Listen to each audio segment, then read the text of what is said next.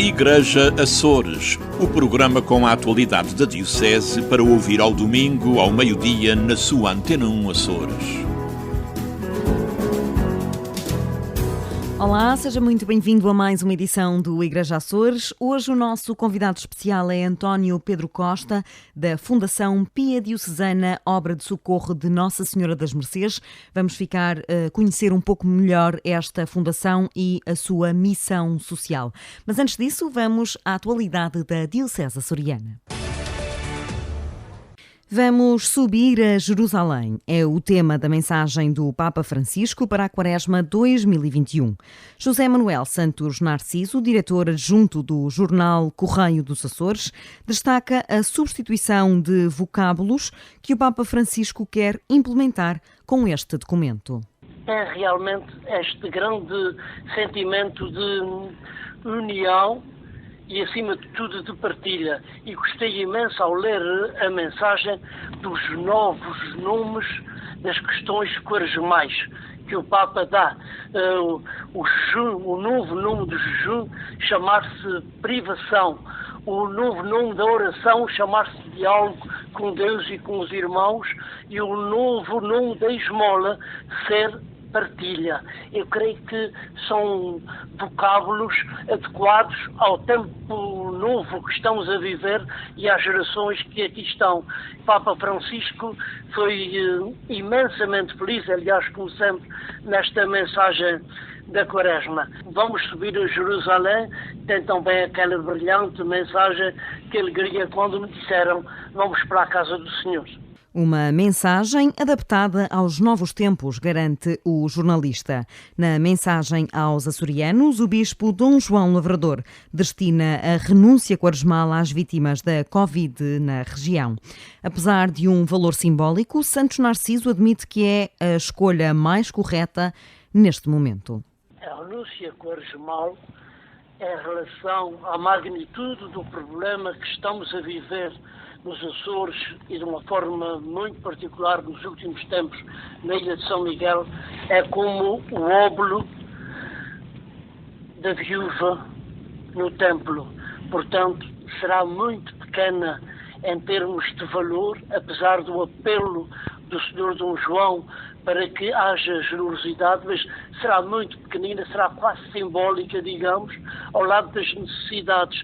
Mas a sua divisão pela Caritas diocesana e também pelos serviços de apoio de saúde da própria diocese são dois lugares onde esta renúncia será bem entregue e será um sinal vivo da tal partilha que se precisa.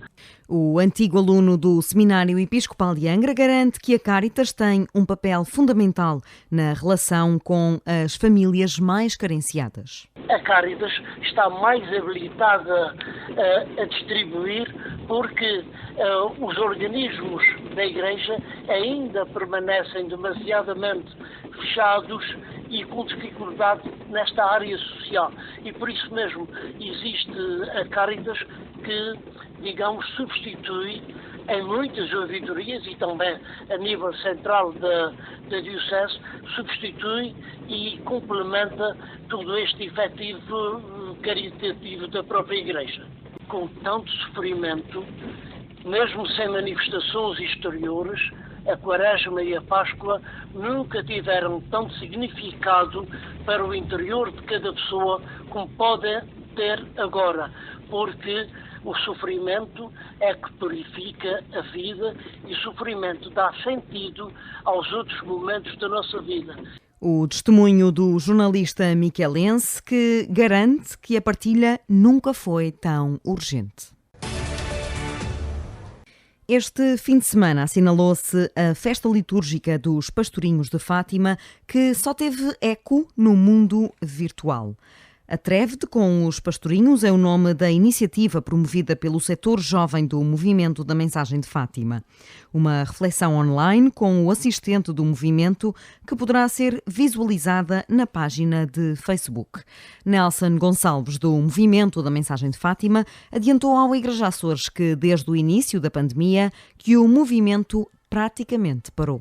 No decorrer da pandemia e com as pessoas, principalmente as pessoas mais idosas, que é a maioria dos membros do nosso movimento, ainda estão pessoas receosas de se reunir. Eles têm-se reunido mais a nível das suas paróquias, não todos, alguns, por isso não há assim nada de muito relevante a ser feito. Claro que nós pretendíamos fazer algo mais visível e mais congregador agora com os pastorinhos, com a festa dos pastorinhos, mas efetivamente as condições ainda não nos permitem, não só devido à questão da pandemia, principalmente na Ilha de São Miguel, mas também aqui na ilha, que como as coisas parecem melhor, mas ainda as pessoas ainda sentem com algum receio de se juntarem. Daí, a nível secretariado, optámos por não fazer nada, deixar as coisas correrem e vamos ver o que é que o futuro nos dirá. A idade avançada dos membros do movimento não permite iniciativas online e o próprio contacto é difícil. Ora, nós a nível do movimento, da parte dos mais idosos, isto é quase impossível. Inclusive, para dar um exemplo, muitas dessas pessoas, a esmagadora maioria, não têm, por exemplo, e-mail, algumas nem telemóvel têm, portanto, o contacto com elas é por carta ou por telefone fixo, e às vezes não é fácil contactá-los. Portanto, daí, se nós pudéssemos fazer via online, sei lá, videoconferências, nem que fosse a própria adesão à página do Facebook que nós temos, não é muito rica, passa a expressão.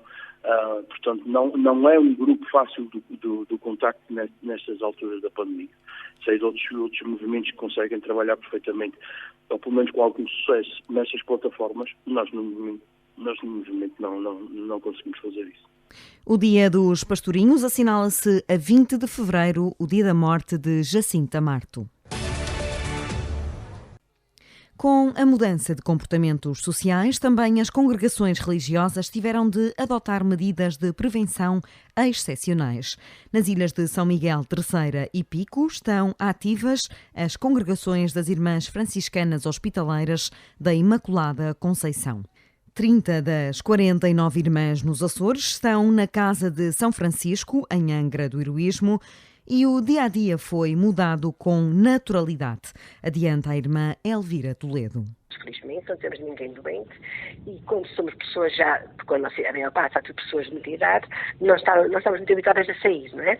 No entanto, agora continuamos a fazer o nosso plano de contingência, estamos a dar algum tempo sem eucaristia presencial, tínhamos as nossas eucaristias através de online, participámos online, a congregação também fez muitas celebrações online para toda a congregação e nós também participámos nisso, portanto, vivemos sempre com serenidade, com paz e muito confiantes também na ajuda de Deus, não é?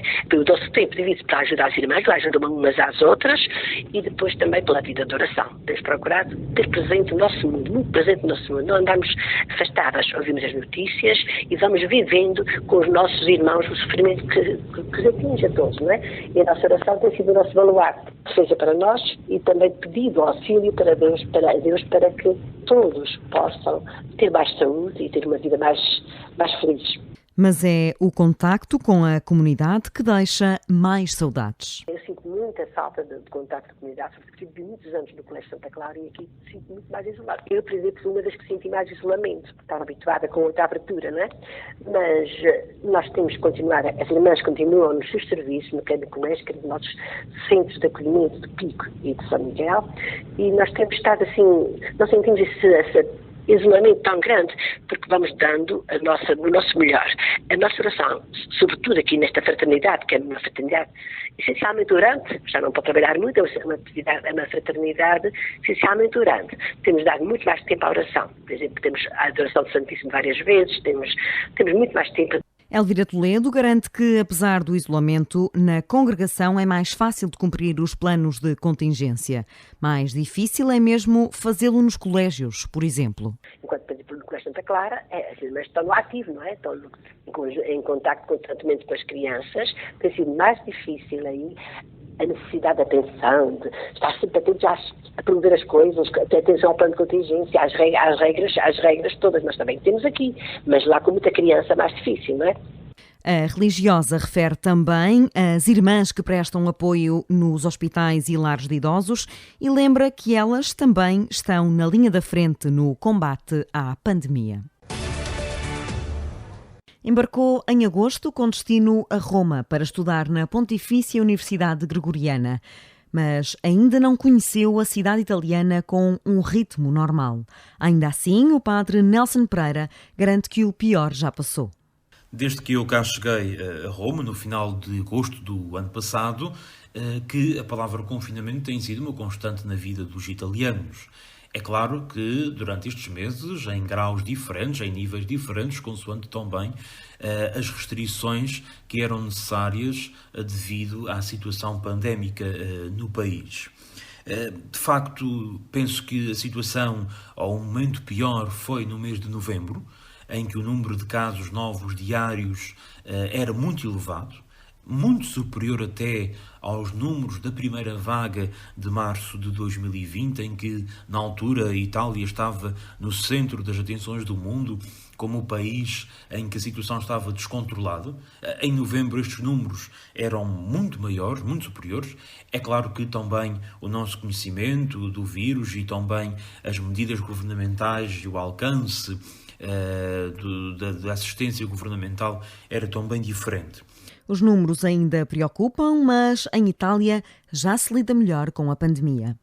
Atualmente a situação felizmente está estável, com uma redução progressiva do número de casos novos.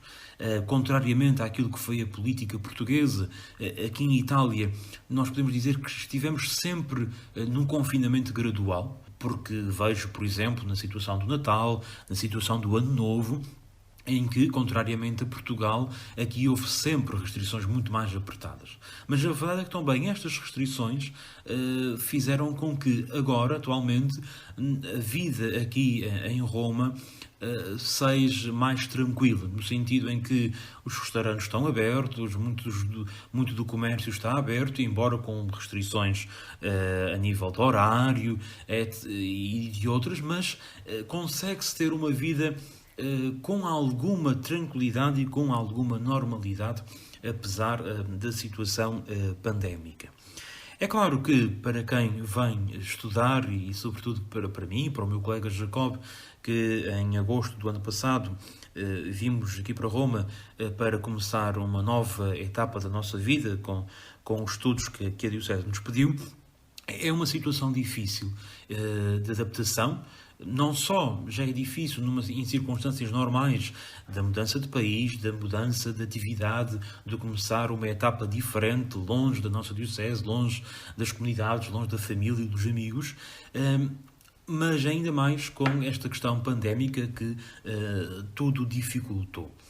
O sacerdote garante que o tempo vai ajudando à habituação e que se fixa na ideia de que o sacrifício e o isolamento têm como finalidade um bem maior, o serviço à Diocese e às comunidades açorianas. Igreja a ler com o padre José Júlio Rocha. Proponho-vos hoje a leitura de uma encíclica papal. Não uma encíclica nova, mas uma encíclica que faz este ano 130 anos. Imaginem a antiguidade. No entanto, é um documento brilhante, ainda hoje atual. Falo da Rerum Novarum, que em português significa das coisas novas. Encíclica escrita pelo Papa Leão XIII em 1891. Carta aberta a todos os bispos sobre a condição dos operários, a condição dos trabalhadores. A encíclica, portanto, trata de questões levantadas durante a Revolução Industrial e as sociedades democráticas dos fins do século XIX. A Rerum Novarum versa sobre a chamada questão operária. E o que é a questão operária? Durante o século XIX, a Revolução Industrial criou o êxodo rural. Milhões de pessoas em toda a Europa migraram do campo para a cidade, à procura de trabalho nas grandes indústrias que então nasciam nas minas, nas siderurgias, etc., etc. A condição dos trabalhadores era brutalmente desumana. Trabalhavam praticamente 7 dias por semana, 15 a 16 horas de trabalho por dia, salários miseráveis, pobreza, trabalho infantil. A única coisa que estas pessoas tinham eram os filhos, a prole. É por isso que passaram a ser chamados os proletários. A Igreja não interveio atempadamente e não interveio na medida em que devia intervir. É então que aparece Karl Marx e o marxismo com o grito: trabalhadores de todo o mundo, univos. É nesse ambiente que, em 1891, Leão XIII promulga a encíclica Rerum Novarum, documento brilhante, que dá início a um corpo de documentos a que chamamos a doutrina social da Igreja. Leão XIII, na encíclica, apoia o direito aos trabalhadores de formarem sindicatos, o direito à greve, a salários justos, a proibição do trabalho infantil. Rejeita, no entanto, o socialismo marxista, bem como, da mesma forma, o capitalismo exacerbado, enquanto defende o direito à propriedade privada. A encíclica critica fortemente a falta de princípios éticos e valores morais da sociedade laicizada do seu tempo, responsável também pela causa dos problemas sociais. A Rerum Novarum defende alguns princípios que deveriam ser usados na procura de justiça na vida social, económica, industrial, como, por exemplo, a melhor distribuição da riqueza, a intervenção do Estado na economia a favor dos mais pobres e desprotegidos e a caridade do patronato em relação à classe operária. Os papas que se seguem a Leão XIII denominam a Rerum Novarum como a carta magna da doutrina social da Igreja. É com ela que se dá início à sistematização do pensamento social católico, passando a ser o pilar fundamental da doutrina social da Igreja, a que hoje assistimos. A partir desse documento, muitos outros documentos vão aparecer. A 40º ano de Pio XI, 40 anos depois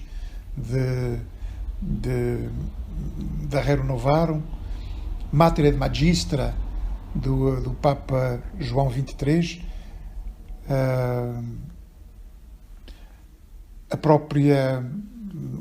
alguns documentos do Concílio Vaticano II, a 100º anos do Papa João Paulo II,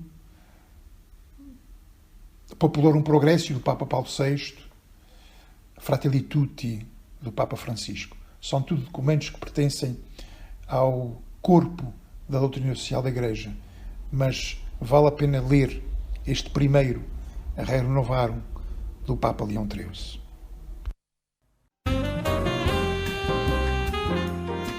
Entre Vistas, com o Padre Teodoro Medeiros.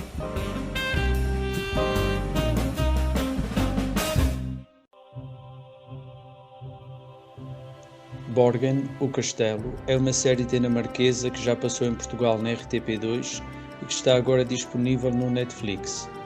O nome designa popularmente o palácio sede do Poder Executivo, Legislativo e Judicial dinamarquês.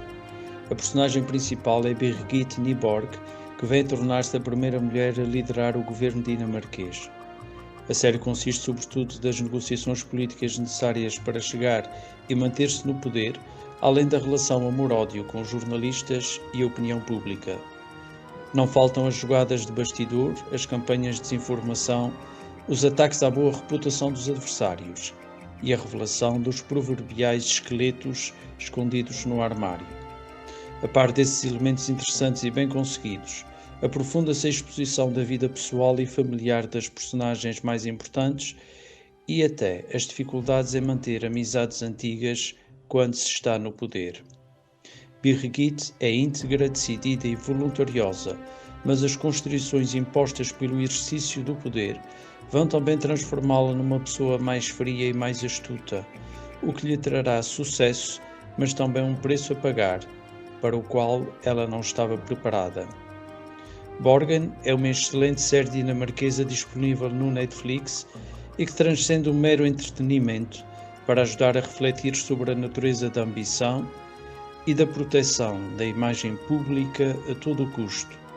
Um santo domingo, um bom visionamento, uma boa semana para todos.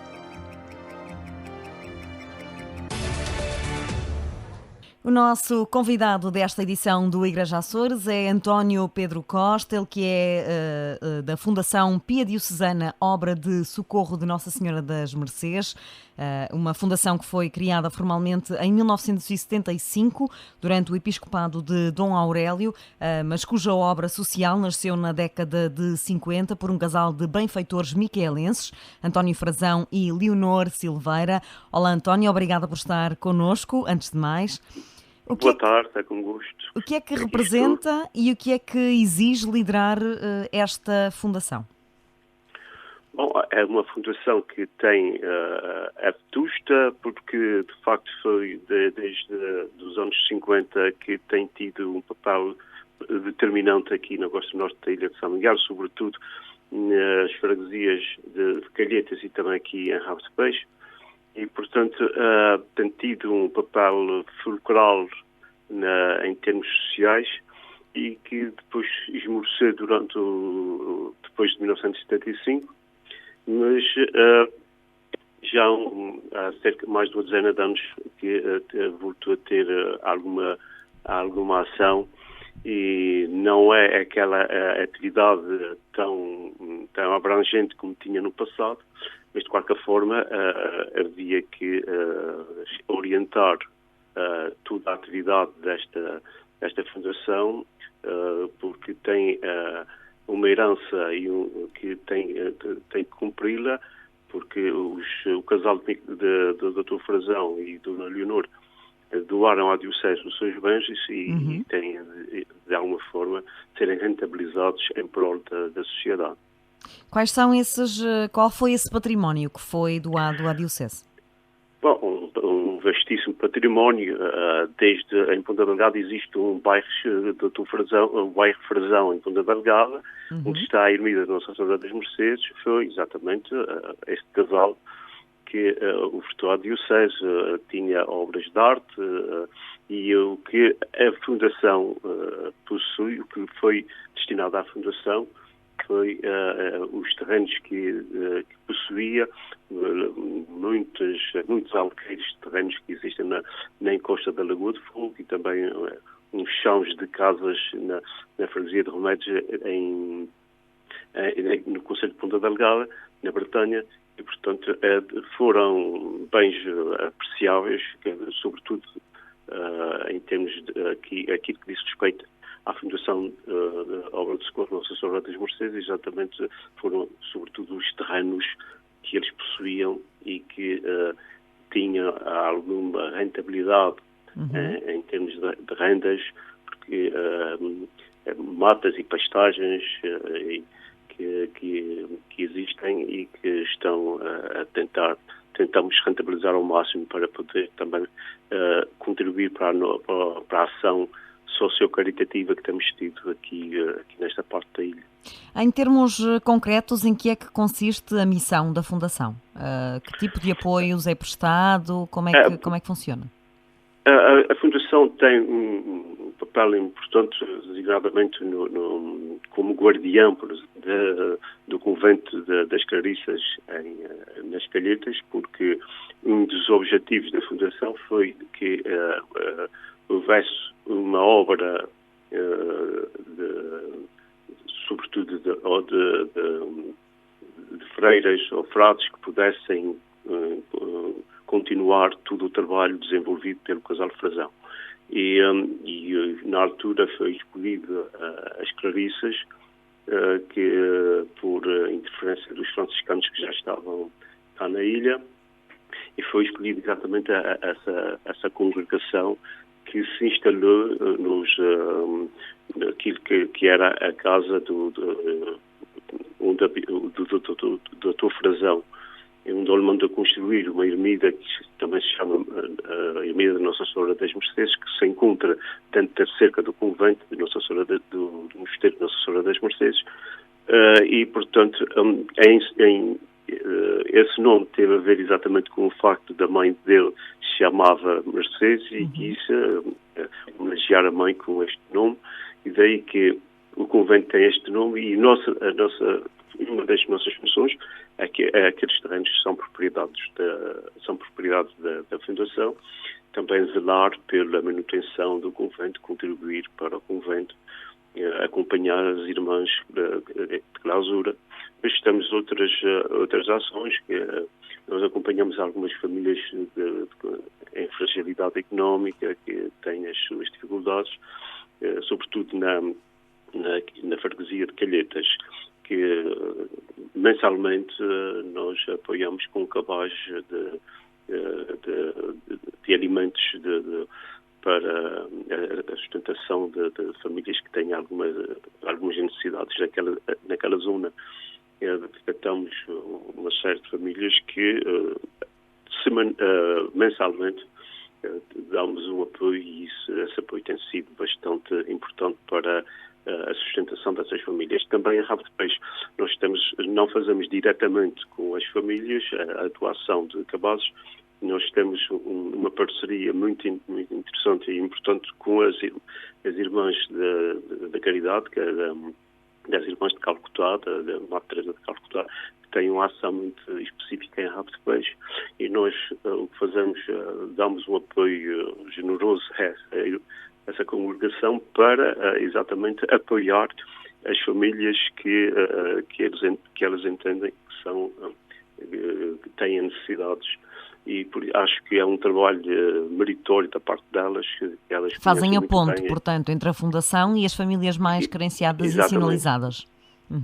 As famílias em Rabo de Peixe. E isso eu acho que o trabalho que elas têm feito é um trabalho que nós achamos que é para continuar, porque de facto temos a certeza que o apoio que damos a esta congregação é muito bem emprego na Vila de Rabo de Peixe, porque há estratos com muita necessidade. Mas diretamente a Fundação tem o encargo de acompanhar algumas famílias na freguesia de Calhetas. E isso é com base nas rendas que nós vamos usufruindo dos terrenos que temos, tanto no Concelho de Ponta Delgada, designadamente Lagoa e Remédios da Bretanha. Foi reconduzido no último ano, em pré-pandemia. Já foi possível voltar a sentir o pulsar da sua dinâmica, ou ainda foi possível fazer pouco depois desta recondução? Fui convidado por Dom António Sousa Braga para esta fundação, e tem vindo a ser reconduzido. Pedi ao Sr. Dom João Lavrador porque escolhesse uma dedicação, mas a entender que devíamos continuar, renovando sempre os elementos da direção, e estamos este mandato já é na sequência daquilo que vinha de trás. E, portanto, nós temos situações que são complicadas em termos matriciais, que são complexos de se resolver, e que estamos a tentar resolver. Designadamente, há uma nova lei chamada a Gestão de Melhoras, a Lei de 72, que faz com que temos que arranjar a maneira de resolver problemas de chãos de casa, em que o chão pertence à Fundação e a moradia que lá está implantada pertence ao inquilino. Portanto, em São Miguel existem várias situações dessas e que são complexas, e temos vindo a tentar resolver com cada uma dos inquilinos que lá estão, dos diversos chãos que são propriedade da Fundação, e que achamos que é preciso resolver quanto antes, porque aqui também temos de rendimento para a Fundação a diminuta, embora não haja o fim da Fundação, não seja um fim de lucro, mas são verbas irrisórias, porque pagas anualmente, e o que achamos é que é preciso ceder chão da casa para os moradores poderem resolver também essa carreira, porque aquilo que já tem famílias muito antigas que vão passando de pais para filhos e que até agora resolveram o problema que querem aumentar a casa, querem vender a casa e não conseguem exatamente por via disso. É uma matéria complexa que estamos a trabalhar para ver se também ajudamos essas pessoas a resolverem-se a sua situação. Portanto, é nesse aspecto, não é fácil em termos burocráticos, mas estamos a tentar dar o nosso melhor para que até aqui também se possa gerir convenientemente aquilo que são os pertences que foram doados pela família Frazão quando da constituição desta Fundação Pia Diocesana. É preciso haver esse trabalho de sinalização destes pequenos focos de eventual pobreza, ou as pessoas pedem-vos já alguma ajuda, ou é preciso procurá-las e abordá-las, chegar até elas? Não, nós temos na direção várias pessoas que são das Calheitas e que conhecem perfeitamente a realidade. Os casos e tivemos uma ação muito meritória contra mim, quanto da última crise económica, que fizemos de forma muito alargada um apoio a medicamentos de vários idosos que não tinham tinham as receitas médicas, mas não tinham formas de as aviar, e fomos nós que tivemos esta função de ajudar muito em várias freguesias, não só daqui da costa norte de São Miguel, tivemos esse papel. Também tivemos uma ação também importante, foi no apoio a vários sacerdotes que não tinham, quanto à reforma, não tinham forma de sobreviver com míseras reformas, e alguns que nem sequer tinham, porque nunca descontaram, e foi por a ação do Sr. Bispo, do António, que nos incumbi de acompanhar esses sacerdotes, que felizmente agora não temos nenhum, mas tivemos alguns que eram socorridos por esta fundação.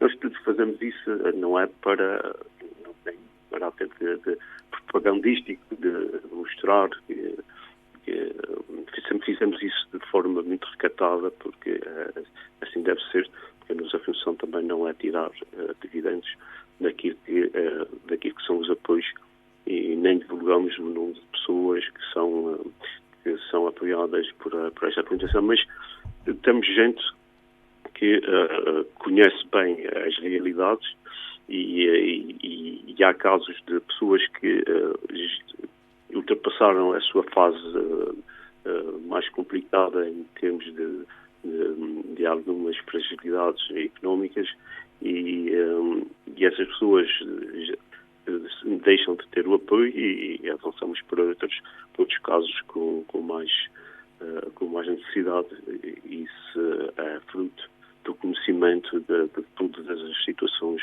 precárias que existem, sobretudo na freguesia de Calheitas, aqui do concelho da Ribeira Grande. E como é que a própria Fundação assegura a sua sustentabilidade, digamos assim? A nossa sustentabilidade exatamente é das rendas que nós recebemos dos terrenos que possuímos.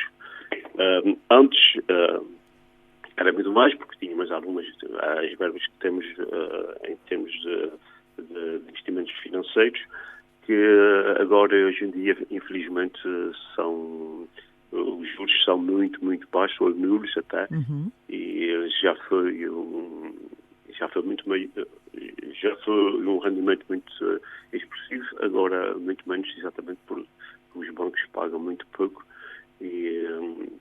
mas temos algumas verbas que vamos funcionando das rendas, porque houve anos, nesses anos difíceis da crise económica, tivemos anos que fomos deficitários, ou seja, tivemos que ir buscar verbas aos depósitos bancários para poder ir cobrindo o trabalho de apoio que vínhamos a fazer.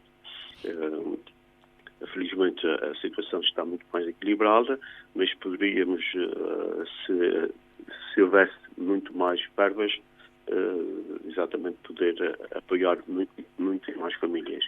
Porque há uma condição, nós não podemos desbaratar aquilo que é o património que foi concedido, que foi transferido para esta Fundação Pia Diocesana.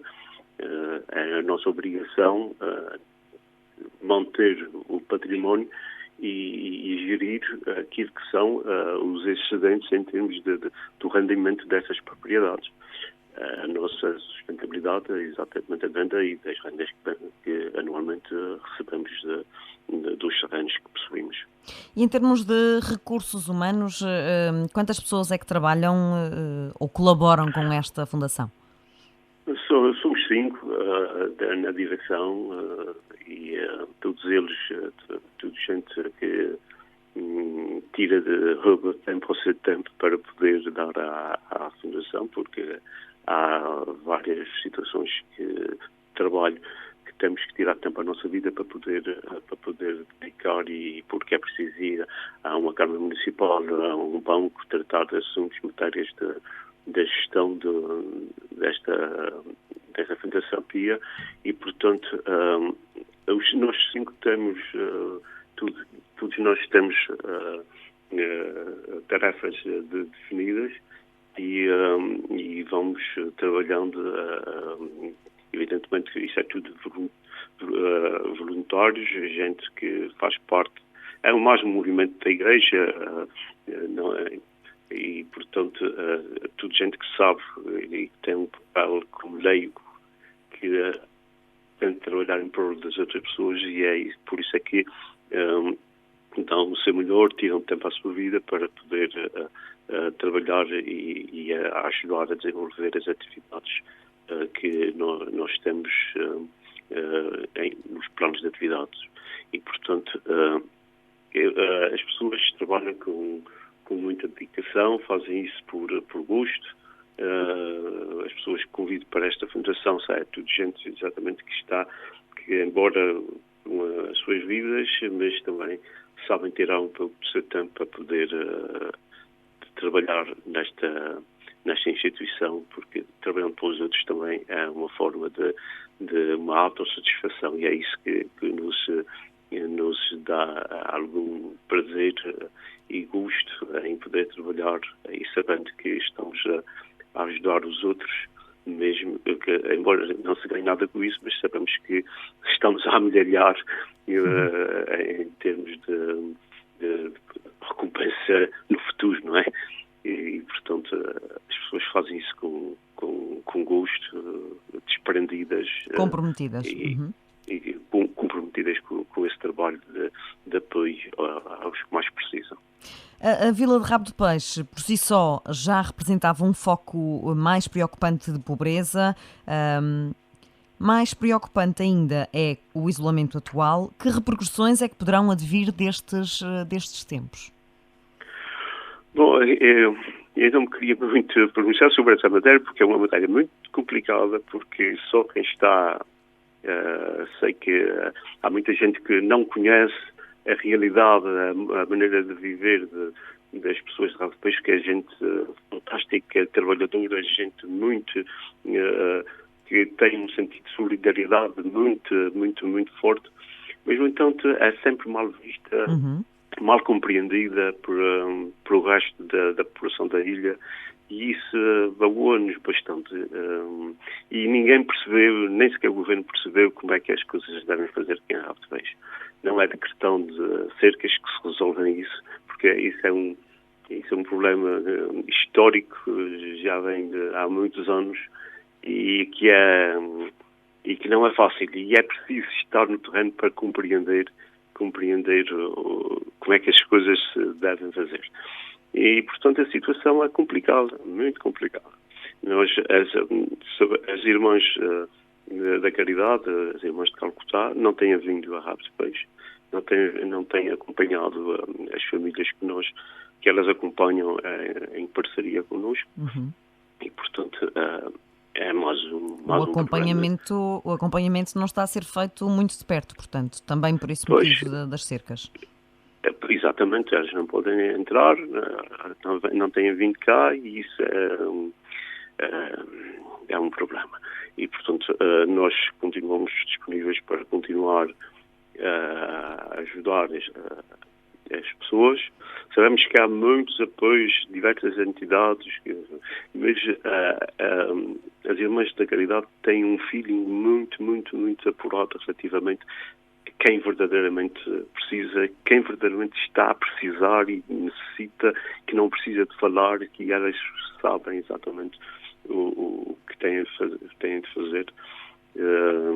E, portanto, contra nós uma grande mais-valia ter o trabalho que essas irmãs têm feito na Vila de Rabos Baixos. O Bispo de Angra decidiu destinar a renúncia quaresmal às vítimas da pandemia. Há, a seu ver, uma parte que terá forçosamente que ser destinada ao Conselho da Ribeira Grande e particularmente a Rabo de Peixe? Seria bom que assim acontecesse, porque era um sinal que se dava de compreensão para com as pessoas aqui desta terra. Porque não só porque existem muita gente que já foi infectada, e era um sinal da própria Diocese de que acompanha com preocupação o que é que isso passa. E seria bem-vindo uma parte dessa renúncia quaresmal para serem apoiadas as pessoas que mais precisam aqui nesta terra. E acho que se a Diocese fizer isso, eu acho que é uma boa ação que o faz e será bem emprego esta renúncia que todos os cristãos católicos são de fazer durante essa quaresma, e podem ter certeza que há muita gente que precisa. António Pedro Costa, que sonhos é que tem para a Fundação Pia Diocesana Obra de Socorro de Nossa Senhora das Mercês? O que é que gostaria que fosse execuível nos próximos tempos? Tínhamos uma incumbência do João Labrador relativamente àquilo que é o edifício principal, onde nos anos 60 teve um apogeu muito grande em termos de trabalho que foi realizado, em termos de promoção e de uma franja muito significativa da população das Calheitas, que é o edifício da Casa Amarela, que queríamos, já houve algumas, aquele edifício está para ali abandonado, está fechado, e que já tivemos várias ideias para ter isso fruto dele, mas agora, depois da pandemia, as coisas voltaram todas para trás. Houve até uma ideia de ali fazer um alojamento local, e que era uma forma de ter muito rendimento, de algum rendimento para o trabalho e o desenvolvimento das atividades sociais que nós temos. E, portanto, isso tudo parou, estamos como suspensos, e seria no futuro uma grande mais-valia para esta fundação. Vamos lá ver o que é que nos reserva o futuro. Não se pode fazer prognósticos quanto a isso, mas não podemos voltar também àquilo que foi o passado do apoio direto na promoção da formação que houve junto de crianças e jovens, porque proliferam por todo o sítio as instituições de solidariedade social, e foi isto que fez com que também refriasse o trabalho desta fundação. Mas acho que no futuro era importante, com as propriedades rurais e urbanas que temos, poderia ser uma forma de rentabilizar e fazer muito mais para a nossa população, porque assim íamos ao encontro daquilo que era o grande desejo do casal Frazão. António Pedro Costa, uma mensagem, estamos já na reta final da nossa conversa, uma mensagem que queira deixar aos açorianos neste arranque da Quaresma.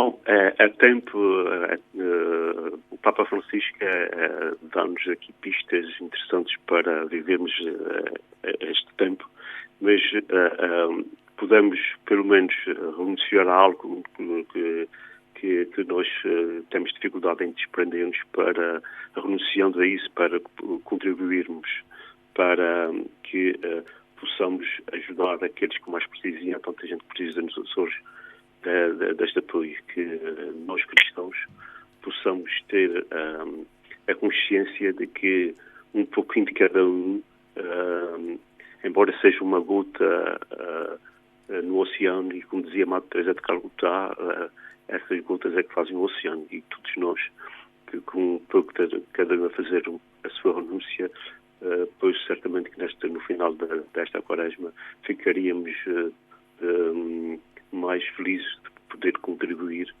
para o bem daqueles que mais precisam. António Pedro Costa, muito obrigada por ter vindo ao nosso programa. Longa vida a esta fundação Muito e obrigado. Que continuem a ajudar o próximo e a ter muita força para isso. Muito obrigada. Muito obrigado. Boa tarde. O Igreja Açores regressa na próxima semana com mais convidados especiais e com mais atualidade da Diocese de Angra. Igreja Açores, o programa com a atualidade da Diocese para ouvir ao domingo, ao meio-dia, na sua Antena 1 Açores.